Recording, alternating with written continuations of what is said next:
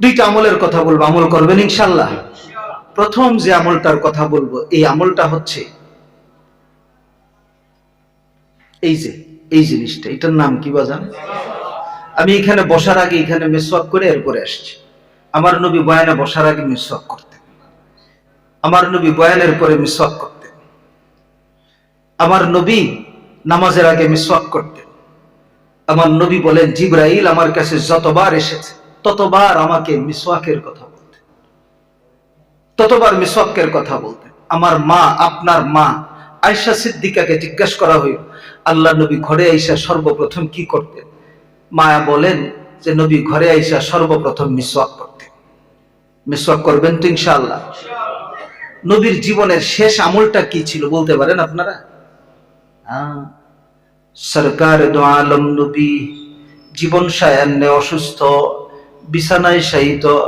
আমার আপনার মা আয়েশা সিদ্দিকা বলেন, সরকার দো আলম নবীকে আমি আমার কোলে রেখেছি, আমি আমার বুকের মধ্যে লাগায় রাখছি। আমার কোলে, আমার বুকে আমার নবীর প্রাণটা উড়েছে। উম্মত শোনো, যখন নবীজির ইন্তেকালের সময় হয়, আমার ঘরে আমার নবী, এই সময় আমার ভাই আব্দুর রহমান ইবনে আবু বকর ঘরে প্রবেশ করেছে। আব্দুর রহমান ইবনে আবু বকরের মুখের ভিতরে একটা মিসওয়াক ছিল। সরকারে দো আলম নবীর জুবানটা চলে না, আমার হাবিবের জুবান চলে না, আমার নবীর জুবানটা চলে না। আমার নবী মুহাম্মদুর রাসূলুল্লাহ সাল্লাল্লাহু আলাইহি ওয়াসাল্লাম চোখের ইশারায় আব্দুর রহমানের দিকে দেখায়। মা আয়েশা বলেন, আমি লক্ষ্য করলাম, কি দেখাই রে নবী? আমার মনে হইল নবীজি মিসওয়াকটা দেখায়।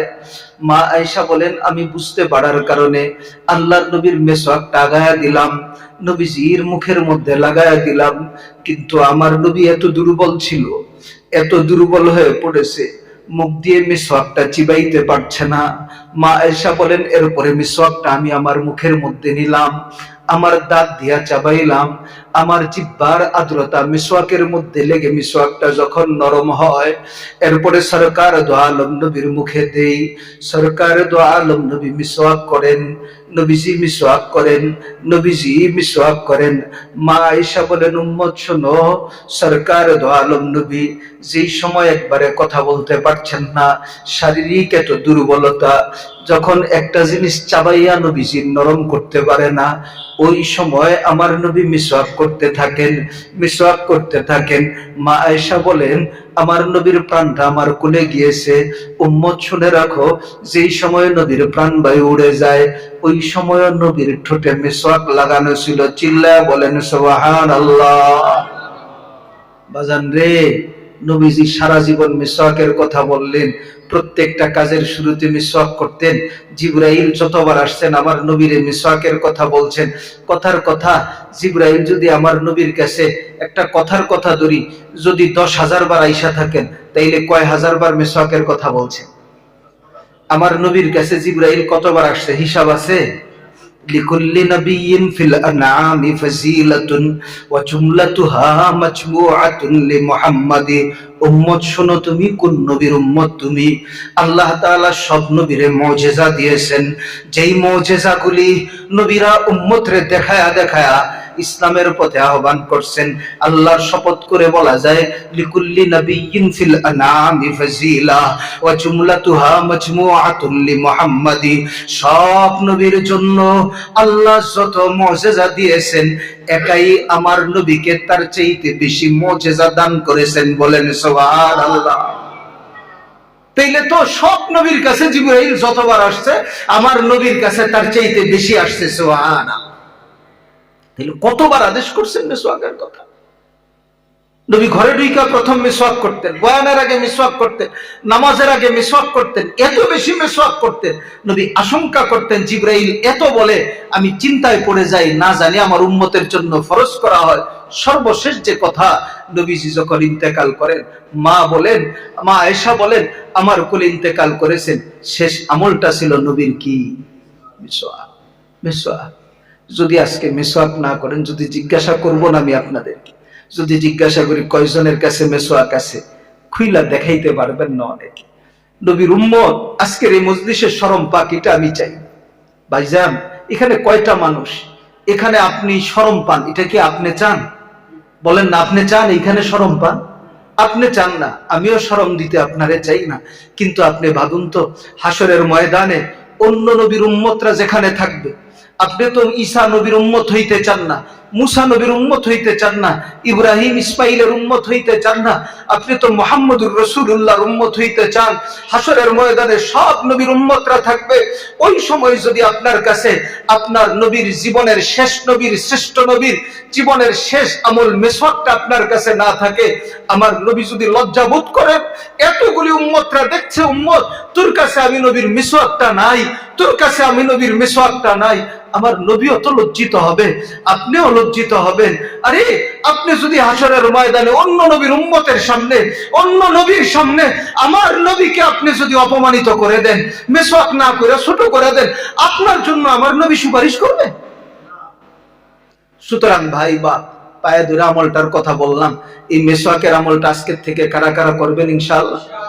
শুধু আপনারাই করবেন, ঘরের বউরে হাত নামান, ঘরের বউরে করাইবেন না। করাইবেন? বাচ্চাদেরকে করাইবেন? বাচ্চাদেরকে ব্রাশ কিনা দেন, সাথে মিসওয়াক কিনা দেন, সাথে মিসওয়াক কিনা দিয়ে, ব্রাশ তো দিয়ে, মিসওয়াকও দিয়ে।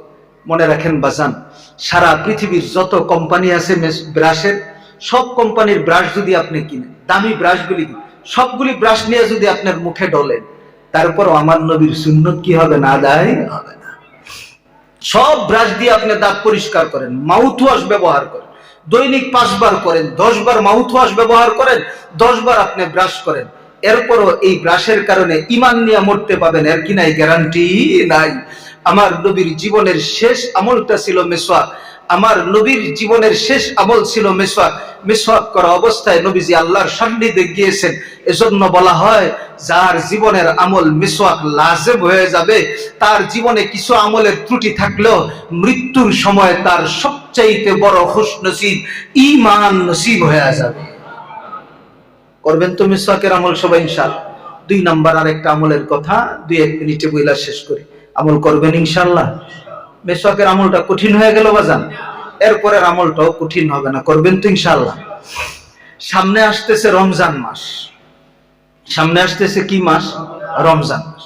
রমজান মাসের গুরুত্বপূর্ণ একটা আমল আছে, বিশেষ একটা আমল আছে। বলেন তো দেখি কি? তারাবি তো সবাই পড়ে, বিশেষ তারাবি তো আপনি 30 দিন পড়েন, 30 দিন না, পুরা মাস না, আরো কম সময়ের একটা গুরুত্বপূর্ণ আমল আছে। হ্যাঁ হ্যাঁ, জোরে বলেন, জোরে বলেন। ইতিকাফ। ইতিকাফ, ইতিকাফের আমলটা করবেন আপনারা। রাজি আছেন ইনশাআল্লাহ? কঠিন হয়ে গেল? কঠিন হয়ে গেছে। ইতিকাফটা আমাদের কাছে কঠিন। ব্যবসা আছে, বাণিজ্য আছে, চাকরি আছে, বাকরি আছে, কত ব্যস্ততা আমার, আমি তো ব্যস্ত, ওভার ব্যস্ত। ইতিকাফ করার সময় কি আমার আছে? আমি কখন ইতিকাফ করব? মসজিদে বসে থাকবো আমি? এটা কি হয়? নবীজি সাল্লাল্লাহু আলাইহি ওয়াসাল্লাম মসজিদে ঢুকছেন ইতিকাফের নিয়তে, এটা তো নফল ইতিকাফ হইছে, তাই না? কিন্তু আল্লাহর নবীর সুন্নতে ইতিকাফ, আমি সুন্নতের কথা বলছি, নবীজির সুন্নতে ইতিকাফ আছে। এই সুন্নতে ইতিকাফটা কখন বাজান? রমজানের শেষ দশক, রমজানের শেষ দশক এই ইতিকাফের আমলটা করা আছে। অনেক মানুষ অসুস্থ হয়ে হাসপাতালে ভর্তি থাকে, থাকে না? গতকালকে এশার নামাজের পরে আমি এক জায়গায় তাফসীর করছি। তাফসীরের পরে এক ভাই আমার কাছে এসে বসছেন, কয়েকজনই, এর মধ্যে এক ভাইয়ের সাথে কথা হইল। তো উনি হাজী সাহেব মানুষ, আমি বললাম, হাজী সাহেব কি অবস্থা আপনার? কয় ভালো হুজুর, হুজুর আসছি আপনার কাছে একটু দোয়া চাওয়ার জন্য। কি দোয়া চান? বলে আমি তো হজের রেজিস্ট্রেশন করছি, এই বছর হজে যাবো ইনশাআল্লাহ। আমি বললাম যে খুব ভালো, আলহামদুলিল্লাহ। বললাম যে আপনারে হাজী সাহেব বলা হয়, আগে কি হজ করেছেন? বলে হ্যাঁ করেছি। উমরা করেছেন? হ্যাঁ করেছি। বললাম হাজী সাহেব আপনি কি জীবনে ইতিকাফ করছেন? বলে হুজুর এটার কি সময় হয়? আমি বললাম যে হাজী সাহেব ইতিকাফ 10 দিনের, তো হজের জন্য 40 দিনের জন্য কিভাবে যান? বুঝেন নাই কথা বাজান? 40 দিনের জন্য হজে যখন যান, তখন কি আপনার টাকা পয়সা খরচ হয় না? কয় টাকা খরচ হয়? 10,000, 2-1 লাখ। এখন তো 5-7 লাখ টাকা খরচ হয়, 10 লাখ টাকার মতো পড়ে যায় এক জায়গায়। তো বললাম 40 দিনের জন্য সময় পান, আবার 10 লাখ টাকাও দেন, এরপরে আবার যান মক্কা মদিনায়, অনেক কষ্ট সহ্য করেন, এরপরেও আপনি হজ করেন, ঠিক আছে, ফরজ ইবাদত আগে একবার করছেন, আবারও যাচ্ছেন, আবারও যাচ্ছেন। উমরায় গেলে কতদিন লাগে? মিনিমাম 15 দিন না? আপনার ব্যবসা কি বন্ধ হয়ে থাকে? হাজী সাহেব ব্যবসায়ী মানুষ, বলে না হুজুর বন্ধ তো থাকে না। তো হাজী সাহেবরে বললাম, হাজী সাহেব হজে আগেও গেছেন, আবারও যাবেন, 40 দিন থাকবেন। উমরায় গেছেন, আবারও যাবেন, 15 দিন করে থাকেন, এতে করে আপনার চলে। হাজী সাহেব আপনি অসুস্থ হন না কখন? পরে বলে, হুজুর এই সপ্তাহে আমার শরীর ভালো, গত 1 মাসের বেশি সময় ডেঙ্গুতে আমি শেষ, 2 সপ্তাহের বেশি হাসপাতালেই ছিলাম। হাসপাতাল থেকে আসার পরেও আমি আরো 2 সপ্তাহ 3 সপ্তাহ এমন অবস্থা হয়েছে আমার, আমি নড়াচড়া করতে পারি না, আজকে একটু নড়াচড়া করতে পারি। পরে বললাম, আপনার ব্যবসা প্রতিষ্ঠানের কি অবস্থা? আপনি কি এই কয়েকদিন প্রতিদিনই আপনার ব্যবসা প্রতিষ্ঠান দেখতেন? উনি 2টা গার্মেন্টস এর মালিক। বলে যে না হুজুর, একটাতেও যাইতে পারিনি, হাসপাতালে ছিলাম, ফোনেও খবর নিতে পারি নাই। বললাম, হাজী সাহেব আপনার ব্যবসা কি বন্ধ হয়ে গেছে? বলে না। আমি বললাম, হাজী সাহেব অসুস্থ ছিলেন, ডেঙ্গুতে আক্রান্ত হয়ে হাসপাতালে ছিলেন 2 সপ্তাহ, ঘরে ছিলেন 3 সপ্তাহ, প্রায় 1.5 মাস 1.5 মাস আপনি ঘরে হাসপাতালে কাটাইছেন ডেঙ্গুর কারণে। হজে যায় কাটাইবেন 40 দিন, টাকাও খরচ করবেন, হাসপাতালেও টাকা দিচ্ছেন, উমরায় যাইবেন 1.5 লক্ষ টাকা খরচ করবেন, 15 দিন সময়ও দিবেন, এতগুলির সময় হয়, আপনার ইতিকাফের সময় হয় না কেন? হাজী সাহেব লজ্জিত হয়েছেন, আপনাদেরকে এই লজ্জা দেবার অধিকার আমার নাই। উনি লজ্জিত, আমি ওনারে লজ্জা দিতে চাইনি, আমি ওনার কাছে একটু পরামর্শ আলোচনা করেছি, উনি লজ্জিত হয়েছেন এবং ওয়াদা করেছেন এবারে রমজানে উনি আমার সাথে ইতিকাফ করবেন, এই ওয়াদা দিয়েছেন। বলেন আলহামদুলিল্লাহ। তা আমি চাই যে আপনারাও ইতিকাফ করেন। আপনাদের জীবনে যদি এটা তালাশ করেন, আপনার কোনো কাজে অসুস্থতায় বিভিন্ন কারণে আপনার চাকরি বাকরি ব্যবসা বাণিজ্য 10 দিন বন্ধ থাকে না বাজান? থাকে তো বাজান। তো আপনি 10টা দিন মসজিদে ইতিকাফ করতে পারবেন না কেন? আপনি তো লাইলাতুল কদর চান, ইতিকাফ করলে লাইলাতুল কদর নিশ্চিত। হাদিসের মধ্যে আছে, সরকার দো আলম নবী লাইলাতুল কদর তালাশের আশায় রমজানের প্রথম দশকে ইতিকাফ করলেন। বুখারী মুসলিমের হাদিস। রমজানের প্রথম দশকে ইতিকাফ করলেন নবীজি। জিবরাইল আগমন করলেন। আল্লাহর নবী জানতে চায়, ভাই জিবরাইল আমি কি লাইলাতুল কদর লাভ করলাম? জিবরাইল জানায়, নবীজি আরো তো সামনে আরো ইতিকাফ করেন। নবীজি দ্বিতীয় দশকে ইতিকাফ করলেন। এরপরে জিবরাইল আসলেন। নবীজি জানেন, জিবরাইল রে আমি কি লাইলাতুল কদর লাভ করলাম? জিবরাইল জানায় দেয়, আপনার বন্ধু আল্লাহ জানায় দিবেন রমজানের শেষ দশকে ইতিকাফ করেন, এই শেষ দশকে নিশ্চিত লাইলাতুল কদর লাভ করবেন। বলেন সুবহানাল্লাহ। ও ভাই বাপ, আমার নবী রমজানের শেষ দশকে ইতিকাফ করলেন। উলামায়ে কেরাম আমার উস্তাদরা বসা, আর উলামায়ে কেরামরা আছেন, আপনাদেরকে আমি বলি, আপনারা অন্য যাদের যে আলেমের সাথে আপনার সম্পর্ক আছে আওয়াজান, আপনার যে আলেমরে ভালো লাগে, যেই আলেমের কাছে আপনি জিজ্ঞাসা করেন, ওই যে আমার নবী ইতিকাফ শুরু করলেন, আমার নবী জীবনে কোনোদিন ইতিকাফ ছেড়েছে কিনা? জীবনে আর আমার নবী ইতিকাফ ছাড়ে নাই। এক রমজানে, কারণটা আমি বলছি না, লম্বা হয় কথা। এক রমজানে যে কোনো কারণে আমার নবী ইতিকাফ ভঙ্গ করেছেন, একদিন পরে নবী ইতিকাফ ভাঙছেন। এই ইতিকাফটা আমার নবী আবার শাওয়াল মাসে করেছেন। ও আমার ভাই বাবা বন্ধু, সরকার দো আলম নবী যখন ইতিকাফ শুরু করলেন, জীবনে কোনো দিন ইতিকাফ ছাড়ে নাই। আর আপনার জীবনে 60, 70, 80 বছর হইল, একটা রমজানে আপনি ইতিকাফ করতে পারলেন না। হাসরের ময়দানে নবীর কাছে শাফাআতের জন্য যাবেন। নবী জিজ্ঞাসা যদি আপনারে করেন, উম্মত রে আমার জীবনে ইতিকাফ ছাড়ি নাই, তোর জীবনে কোনোদিন ইতিকাফ করস নাই, আমি নবী জীবনে ইতিকাফ ছাড়ি নাই, তুই উম্মত জীবনে ইতিকাফ করস নাই। উম্মত আমার একটু বল, কি কারণে তুই ইতিকাফ করলি না? আমি নবী জীবনে যেইটা ছাড়লাম না, তুই আমার উম্মত হইয়া জীবনে এটা করলি না কেন? বাপজান, আপনার কাছে কোনো উত্তর আসেনি? কোনো উত্তর নাই। হয়তো এখন যদি বলি, আপনি হয়তো চাপার জোরে আমার উত্তর দিবেন, হুজুর কি বলেন ইতিকাফের কথা, কোত্থেকে আমি ইতিকাফ করি? আরে আমার সংসার আছে, এই সংসারের পিছনে সময় দিতে হয়, আমি কিভাবে ইতিকাফ করি? আমি যদি আপনারে জিজ্ঞাসা করি, বাইরে আপনার কয়টা সংসার, আপনার বিবি কয়টা, আপনার সংসার কয়টা? আপনারা যারা আছেন বলেন তো, আপনাদের কয়টা সংসার? সবারই একটা। দুইটা তিনটা চারটা কারো নাই? কারো নাই? বলেন না আছে কারো? আওয়াজ দেন, আছে আপনাদের কারো? নাই তো, সবার একটা সংসার।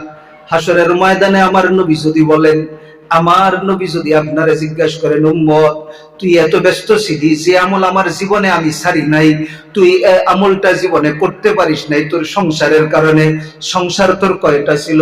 আপনি যদি বলেন একটা, নবী আমার আপনারে বলবে, উম্মত রে, আমার তো 11টা সংসার ছিল, একসাথে 9টা সংসার ছিল, একসাথে আমি নবী 9টা সংসার চালাইয়া তারপরেও আমি এতেকাফ ছাড়ি নাই জীবনে। তুই উম্মত জীবনে করলি না কেন? উত্তর আছে আপনার কাছে? আজকে চাপার জোরে আমার সাথে পারবেন, ওই দিন তো পারবেন। আমার নবী যদি আপনারা জিজ্ঞাসা করে, উম্মত কেন করলি না, আজকে আমার কাছে চাপার জোরে যদি বলেন, আমি তো অনেক ব্যস্ত, জনসেবা করি। সরকারে দো আলম নবী যদি বলেন, উম্মত রে, তুই জনসেবা করেছিস কোন এলাকার, কতটুকুন এলাকার দায়িত্ব পালন করেছিস? নবীজি যদি বলেন, উম্মত শোন, আমি 27টা যুদ্ধের মধ্যে সেনাপতি ছিলাম, 27টা যুদ্ধে সেনাপতি ছিলাম। আমি যুদ্ধের ময়দানে দান্দান মুবারক শহীদ করাইছি, আমি যুদ্ধের ময়দানে আমার মাথার মধ্যে পেড়াক ঢুকাইছি। আর এমন যুদ্ধ হতে গেছে, আমি লোহার পোশাক একটার জায়গায় 2টাও পড়েছি। সরকার দো আলম নবী যদি আপনারে বলেন, আমি তো রাষ্ট্রনায়কও ছিলাম, আমি তো রাষ্ট্র পরিচালনা করেছি, আমি তো সেনাপতিও ছিলাম, আমি তো উম্মতের রাহবারও ছিলাম, আমি তো মানুষের দুনিয়া আখেরাত সব বিষয়ের কাজ করতাম। তুই না হয় দুনিয়ার একটু বাহাদুর ছিলি, একটা এলাকার পণ্ডিত ছিলি, আমি নবী তো সরকার দো আলম ছিলাম, উভয় জাহানের ফিকির আমার কাছে ছিল, এরপরেও আমি নবী ইতিকাফ ছাড়ি নাই। উম্মত, আমার জীবনে ইতিকাফ ছাড়লাম না। তুই বুঝি দুনিয়ার সামান্য মাতাব্বরি পাইয়া ইতিকাফ বুঝি তুই করলি না? বাজান, আমার সময় হাতে নাই বলার মতো আপনারে। আপনার জীবনের যতগুলি সেক্টর আছে বাবজান, আল্লাহর শপথ করে আমি বলতে পারি, আপনার জীবনের যতগুলি সেক্টর আছে, আমার নবী প্রত্যেকটা সেক্টর পার করেছেন। আপনি আজকে অভাবের কথা শোনাবেন যে আমার তো অভাব, সংসার চলে না, কাজ না করলে আমি কিভাবে ইতিকাফ করি? এই ভাই বাপ, সিরাতের কিতাব খোলো তুমি। আমার নবী মুহাম্মদুর রাসূলুল্লাহর ঘরের কথা আমার মারা বর্ণনা করেন। আমাদের ঘরে চাঁদ উঠে চাঁদ ডুবে, চাঁদ উঠে চাঁদ ডুবে, চাঁদ উঠে চাঁদ ডুবে। আমার মারা বলেন, নবীর ঘরে একটা দিন চুলা জ্বলে না, একটা দিন রান্না হয় না, একটা দিন খাবার হয় না। বলে কি খাইতেন গো মা? বলে একটু খেজুর আর একটু পানি দিয়ে দিন পার করে দিতাম। এত অভাবের সংসার ছিল। আপনি আপনার অভাবের কথা বলবেন বাজান রে, এরপরে তো আপনার ঘরে একটা রুম আছে, একটা খাট ফেলানো যায়, একটা মেহমান গেলে জায়গা পায়, খাট ছাড়া নিচে বৈশা খাওয়ার জায়গা হয়। আমার মা আয়েশা বলে, আমাদের ঘরটা এত ছোট ছিল রে উম্মত, নবী যদি শেষ রাত্রে তাহাজ্জুদের সালাত আদায় করতো, আমার নবী যখন সিজদায় লুটায়া পড়তো, আমি আয়েশা লম্বা হয়ে শুয়া থাকতে পারতাম না। নবীজির হাত মোবারক, শরীর মোবারক আমার শরীরে লাগলে আমি পা গুলি এভাবে গুছায়া নিতাম। এরপরে আমার নবী সিজদা দিত। এত ছোট্ট একটা ঘর ছিল, যদি একজন নামাজ পড়তো আর একজন শুইতে পারতো না। এত অভাবের সংসার ছিল, এত অভাবের সংসার ছিল। বলে, মাগো ওই সময় কেন এমনটা হইতো? আপনি কি একটু লাইট জ্বালাইতে পারতেন না? একটু বাতি যদি জ্বালায়া রাখতেন, তাইলে তো পাওটা আগে সরায়া রাখতে পারতেন, আমার নবী আরাম করে নামাজ পড়তে পারতো। মা আয়েশা জবাব দেয়, উম্মত রে শোন, ওই সময় যে ঘরে লাইট জ্বালাই নাই, আমার তো আর তোদের মতো ইলেকট্রিসিটি ছিল না, আমার ঘরে ছিল কেরোসিনের বাতি। আমি যে একটু তেল দিয়া একটা কুপি জ্বালাবো, একটা হারিকেন জ্বালাবো, উম্মত, আমি আয়েশার ঘরে, নবীর ঘরে এই পরিমাণ তেলও ছিল না, একটা বাতি আমি জ্বালাইতে পারি। এত অভাবের সংসার ছিল। আমার নবীর সংসারে এত অভাব ছিল, আমার নবীর ঘরটা এত ছোট ছিল, আমার নবীর এতগুলি সংসার ছিল। আমার নবী রাষ্ট্রনায়ক ছিলেন, আমার নবী সেনাপতি ছিলেন, আমার নবী উম্মতের দরদি ছিলেন, লক্ষ লক্ষ মানুষের দুনিয়াবি উখরবি সমস্যার সমাধান দিতেন। আমার নবী রুহানি ডাক্তার ছিলেন, আমার নবী জিসমানি ডাক্তার। আমার নবীর কোনো কাজ বাকি নাই।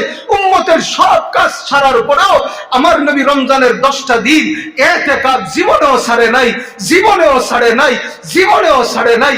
আপনি জীবনেও ইতিকাফ করলেন না, হাসরের ময়দানে আমার নবীর কাছে সুপারিশের জন্য গেলে নবী যদি বলেন উম্মত আজকে এই বাহানাগুলি নিয়ে আসছিস, আমি জীবনে এত কিছু কইরা ইতিকাফ ছাড়লাম না, তুই আমার চাইতে বেশি হায়াত পাইলি, আমি 63 বছর হায়াত ছিলাম, তুই 70 বছর হায়াত পাইছস, আমি 63 বছর হায়াতে ছিলাম, তুই 72 বছর হায়াত পাইছস, আমি 63 বছর হায়াতে ছিলাম, তুই 80 বছর হায়াত পাইছস। উম্মত এরপরেও একটা রমজানে তুই ইতিকাফ করতে পারলি না, আমি যা জীবনে ছাড়লাম না, তুই জীবনে তা করলি না, কিভাবে আমার কাছে সুপারিশের জন্য আসস? বলেন তো আপনারা, ওই দিন আমার আপনার নবীর সামনে মুখ দেখাইবার কোন উপায় থাকবে বাজার?